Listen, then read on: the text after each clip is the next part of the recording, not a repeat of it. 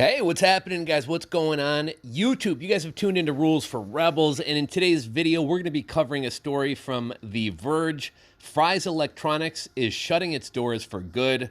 There weren't necessarily a ton of Fry's around the country. It's not like you could necessarily find a Fry's in every city, but there were a lot of Fry's out there. And if you're somebody who likes to geek out on computers and technology and gadgets, if you like, 3D printing and building your own computers, if you ever got into Bitcoin mining, Fry's was an awesome place to go, not only for like laptops and mainstream stuff, but for computer parts and a lot more kind of obscure items.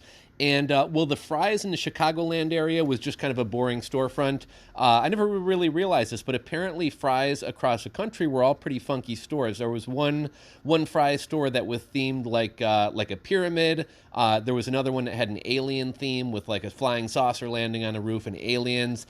They had kind of funky stores, and this is one of the last kind of big box computer and electronic stores. Not like completely a business story here. This is kind of more of a personal interest one. But I imagine a lot of you guys probably like Fry's, and I think it is kind of interesting that, we got another business shutting down because of not only Amazon, but, larger stores like Newegg and others.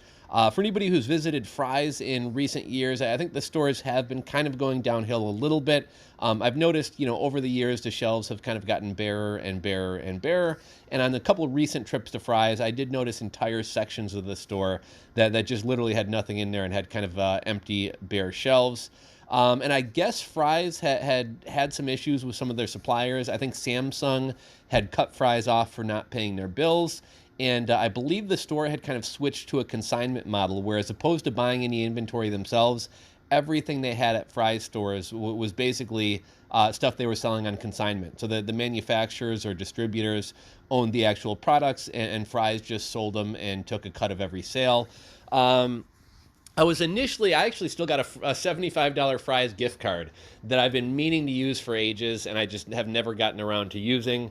So I'm guessing I'm out that $75. If any of you guys like Fry's, one other store, I don't know if you'll have one in your area, but there's a store called Micro Center that's kind of like a mini version of Fry's. It's still a decent sized store. It's a pretty cool store, but it's probably the closest thing you can find to Fry's nowadays. But I figured we'd cover this story. Thought some of you guys might be interested. This one, again, is from The Verge. Fry's Electronics is shutting its doors for good. Your best buys are no longer at Fry's, guaranteed. What's kind of interesting, it didn't really seem like there was any lead up to this. It just seemingly happened overnight. I actually went on Fry's website, or Fry's.com, this morning, and there's literally, their website has gone down. The homepage just basically has a takeover screen that says, it's been a pleasure doing business with you guys.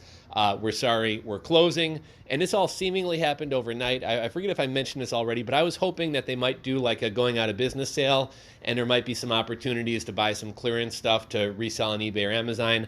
Although it looks like the store's hours pretty much across the country are showing permanently closed on Google My Business.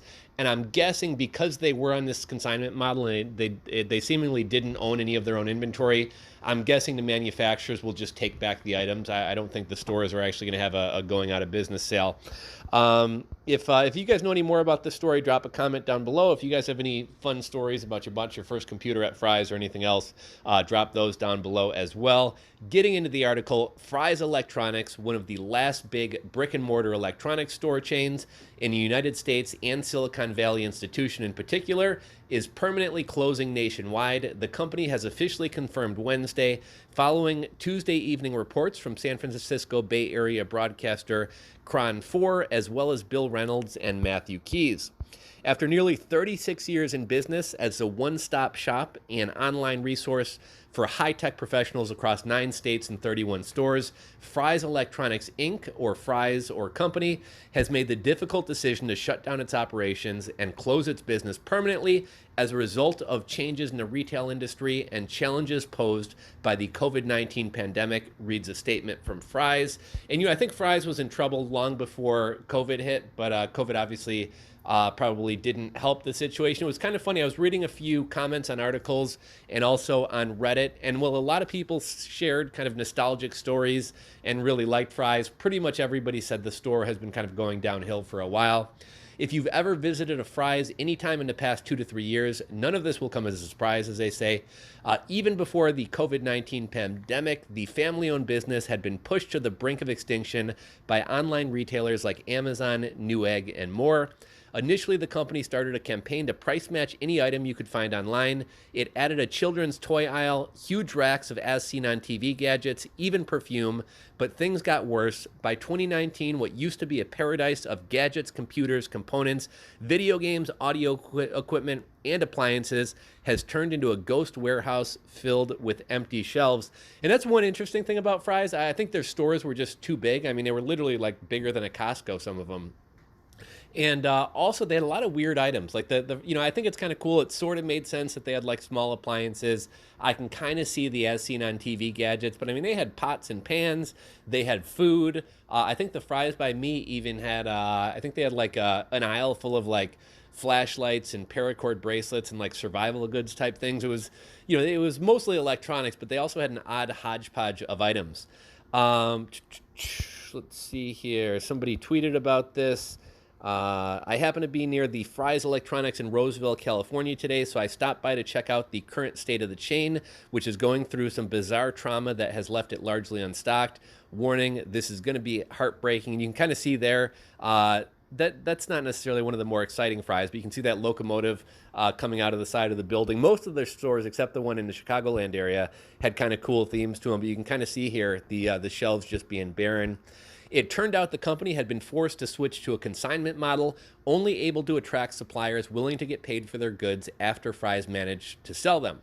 Many suppliers weren't. A former employee tells The Verge that Samsung stopped doing business due to unpaid bills and that Fry's had eliminated most full-time roles even before the pandemic hit in order to save money.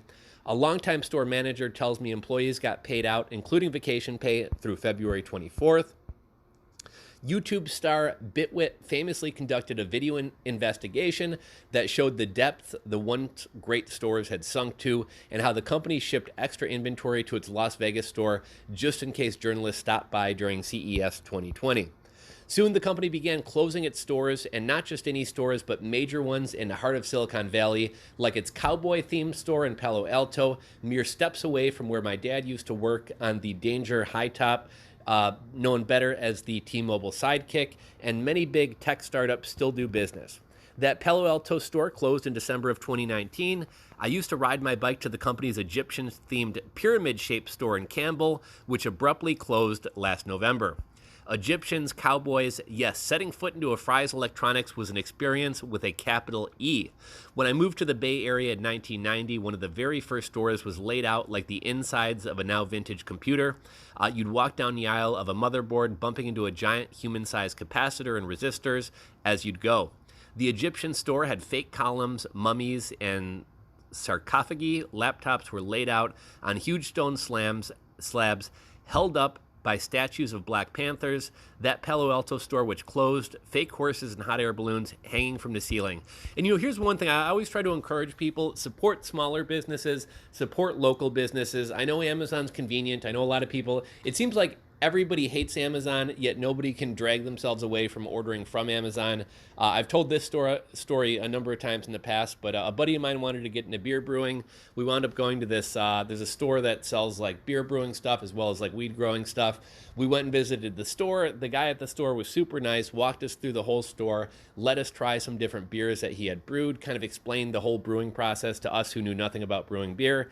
And at the end of it, my buddy whispers to me, we can probably get this stuff a lot cheaper on Amazon. And I was like, dude, don't be a dickhead. Like, this guy took, 45 minutes out of his time to explain the entire beer brewing process. He was super cool. This guy's going to help you get everything set up if you need it. That's an experience that you're not going to get from Amazon. And eventually, when all these small retailers go away, all you're going to be left with is Amazon. You're not going to be able to go into a store and look at things in person. You're not going to have a knowledgeable store owner be able to kind of like help you and offer advice and things like that. You're just going to be kind of buying boring items off of an Amazon storefront. So even if it does require you paying a little bit more, try to support small businesses, try to support your local businesses. Here we have a few more images. There's the spaceship coming out of the side of one of the Fry's, some cool pictures of the insides of the stores.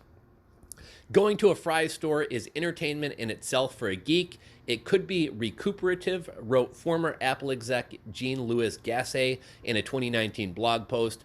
I wholeheartedly agree. I'd even occasionally grab some food, either a packet of discount astronaut ice cream or one of the many selections from their tremendous candy shelves attached to the checkout line. You know, they did always have food, and I think they may have even had a little like snack bar or coffee shop inside there. They'd even do cheap hot dogs and soda, I think, 50 cents to $1 for both in the parking lot some summers when I was growing up.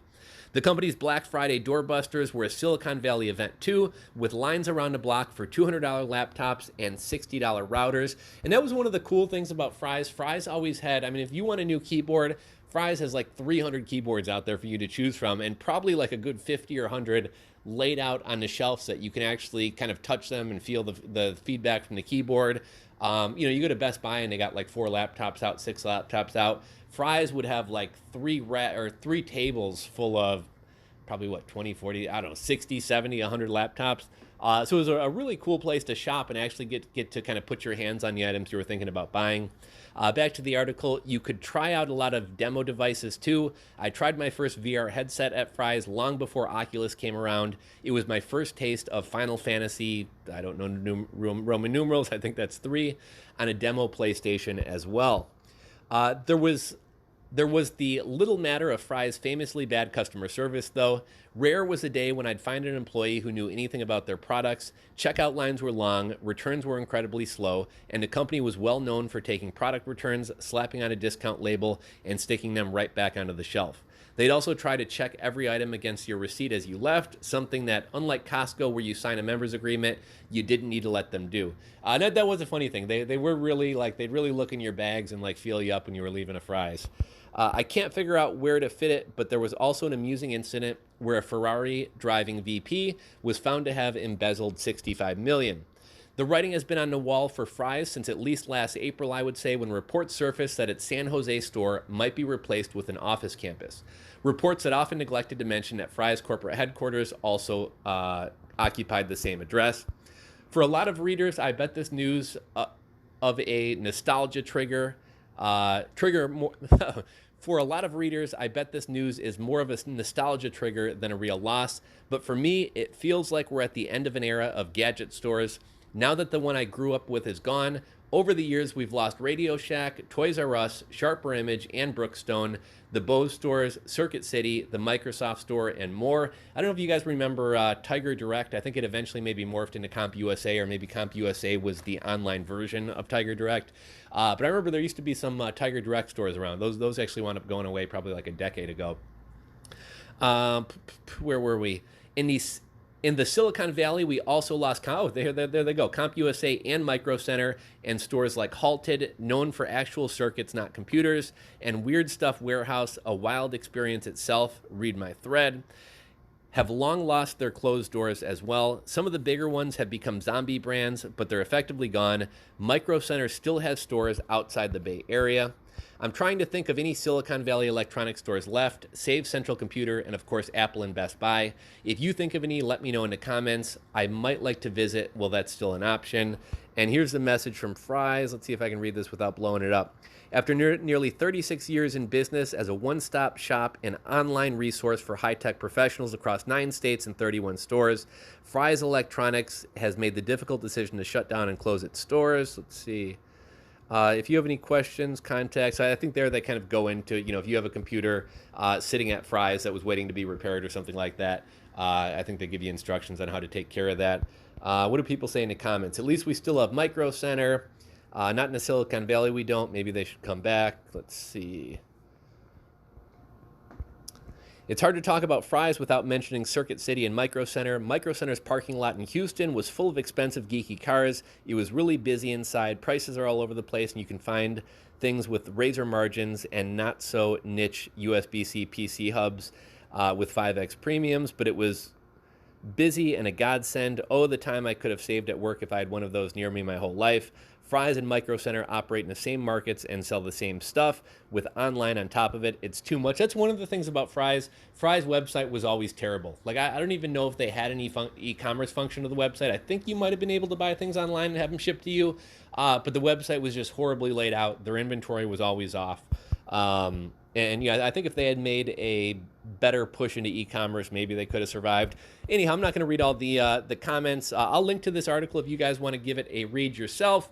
If you guys have any funny Fry's stories, if you saw the writing on the wall, if you have any stories about buying stuff at Fry's or weird items at Fry's or your first computer or anything you bought at Fry's, feel free to drop those down below as well. If you enjoyed today's video, give it a thumbs up. If you're not subscribed to the channel, hit that subscribe button below. Thanks for watching, and we'll catch you guys on the next video.